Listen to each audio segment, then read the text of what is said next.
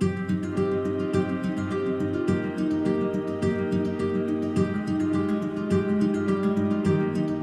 one of the senior field technicians. I'm one of the operations supervisors on the Pyrenees venture.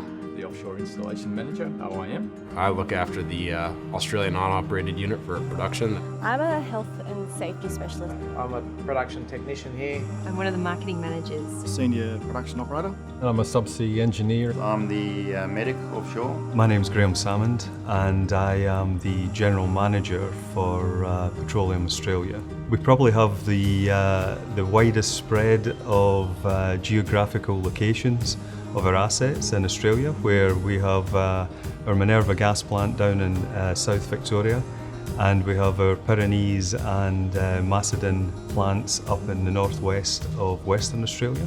The role of exploration is to find the next new oil fields or gas fields in Australia. So my team are the guys that go and find the data to look for these opportunities. And then from there we figure out the best way to go about producing that. So is it going to be economic? Can we actually get the oil and the gas out of the ground? And then further down the line, we work with production engineers to figure out the best way of actually doing that. Minerva gas plant is situated about 5 kilometres out of Port Campbell, nestled on a very nice piece of coastline. The plant's sheltered in behind a tree belt to make it fit in with the natural landscape. So we have 2 wells, Minerva 3 and 4 offshore, that we produce gas and condensate from.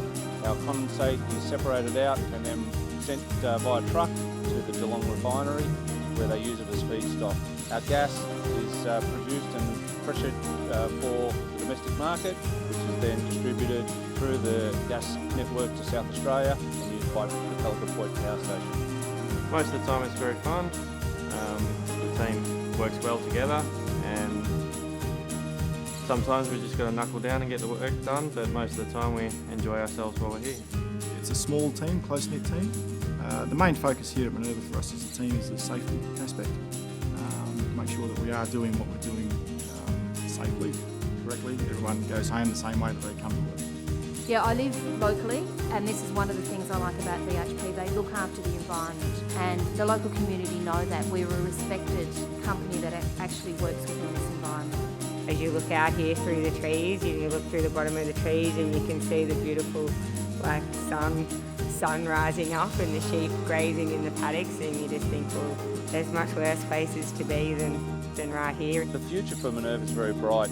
The depleted reserves that we thought we had, we've now discovered that those reserves will enable us to operate and contribute to the underlying performance of BHP with zero harm, and further to that, great production performance as well. What happens in this room is it's the central control room. It's basically the heart and brains of the process plant.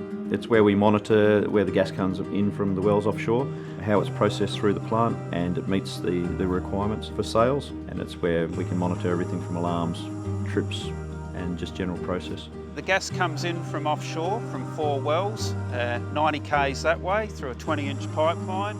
It goes through the gas plant here. Basically our purpose here is to dehydrate the gas, remove any mercury and particulates, compress it, and then send it through some compressors through a pipeline to the Dampier to Bunbury natural gas pipeline. Typically there'd be only 7 people on site. It's a very small team, and so we are all really close-knit. So I live in Onslow, and I'm the only member of the Macedon team that live in town. And what we do is we operate and maintain, keep this place running, keep it operating, and at the end of the day we deliver 20% of the natural gas in Perth. The house setup is fantastic, and the food is second to none. We've got some great chefs and great people to look after us at the house.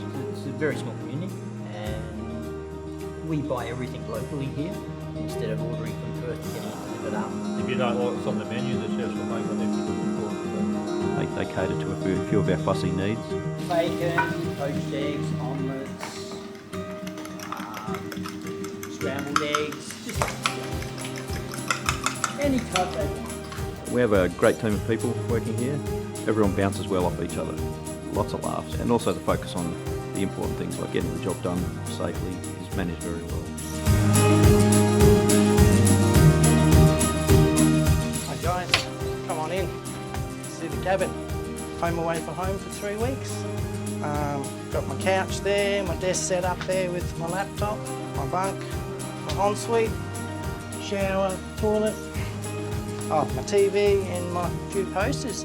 Really the workplace culture, it's a little bit different than working in the Perth office because you not only work here for 12 hours a day or a bit more, you also have all your meals in the same area, and so there's a lot more social interaction in that way. I used to have a triathlete body, but I don't anymore. Food's pretty incredible out here. We take a lot of pride in what we do. Well, love for the boys, love to keep them happy. It's all about moderation and willpower and exercise. I haven't found the gym yet, but apparently there's one on board. This is the mess room. It functions as a meal room, a get-together room, a rec room, meeting room. Christmas, there's the Christmas tree and Santa comes out, hands out the presents. Oh no, we don't know who Santa is. It's a secret. It's a secret. This is a navigation bridge. Basically, this is where we would drive the vessel once we disconnect from the riser. So basically, it's all these geometries here, helm wheel, radars, various instrumentation that's required for safe navigation of the facility. This space room now is the engine control room. So we're on the second deck, so we're the first deck below main deck on the ship. This is where we operate the main engine from, the diesel generators, and 90% of the equipment that's in the engine room is controlled from in this room. So I suppose we're at the front line of getting the oil out from the reservoirs subsea.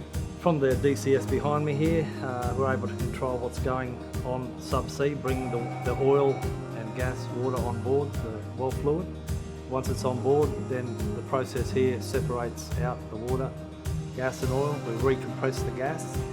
Got compressors outside that pushes it back down subsea and helps lift the oil out.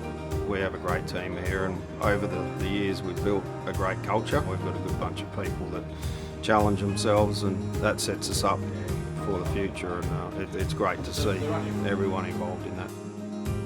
My most favourite thing probably is when I walk into work and I look to my left and I can see Rottnest Island every single day. So I plan and schedule work for the engineering and the health and safety teams. I organise the fixed-wing flights to Macedon, our gas plant, and also up to Learmonth before the guys jump on the chopper to the Pyrenees Venture. I also organise the chopper travel as well. We sell the gas to a mix of customers, anywhere from hard rock miners to power generators, down to smaller aggregators. We are really focused on providing the best customer service to all our key stakeholders.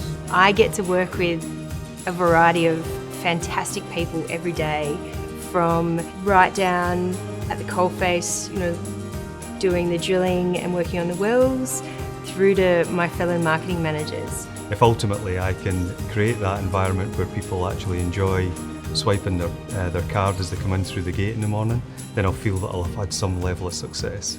10 years prior to this, we used to sort of just operate on fix it when it breaks. What we've got now is a suite of electronic monitoring systems that we can utilise. So from my desk, I can dial up and essentially plug into a subsea tree thousands of kilometres away. I can look at pressure and temperature, flow rates, and it's improving year in, year out. And I think we've got a pretty good understanding of what the subsurface looks like, the geology of how the oil actually works, where the gas actually is, and what that means, which has informed our business decisions and our strategy and where we go. And in doing so, we've seen ourselves in a position to make some really key decisions in the next couple of years that's going to drive a lot of the future. We also have a way of actually trying to bring some growth through Scarborough, and that's one of the key things that we're working as well. How do we leverage the infrastructure and the expertise that we have in the Northwest Shelf from an LNG perspective, and to bring a massive project back? And Scarborough is one of the key projects that we have to get right in petroleum. You're working with friends and you're working with people that you really enjoy, and the work we do is actually world class. So yeah, it's very exciting stuff we do. The culture we have got here is the best place to work, and I'm not hesitant to say to anyone out in the world that I haven't been to a place which for work is better than this. Very collaborative, people make an effort to work well with each other. So in BHP Petroleum Australia, the team got together and identified 4 key pillars that were really important to us to improve our culture within the workplace. And they're not complicated. Things like breaking down silos, because we like working together. Building trusting relationships. Increasing diversity of input and rewarding and recognising contribution. And what culture is it defines how we show up. It defines how much we enjoy doing work. As an employee of BHP, I feel like my safety and my team's safety is the #1 priority. The people that we've got here, we like to challenge each other. And an older culture was difficult to challenge each other. People didn't want to have that difficult conversation and, oh, hang on, you're not doing that right. They didn't want to approach people, but over the years we've challenged each other and got that into our culture where if someone doesn't like the way someone's doing something or sees a better way, it's just a walk up, how you going, mate, and you just have that relaxed chat and it's easy going. When I look to see what actually is the major driver behind having a great culture and one that really allows everybody to work at their best, I see the foundations of it being in the relationships that we build with each other. We build solid relationships, then we break down all the silos and allow everybody to be included and work at their best. We get that diversity of input from everybody contributing, and then after we've got that, we deliver better business results, and we get to celebrate and recognise the contributions that we've all made.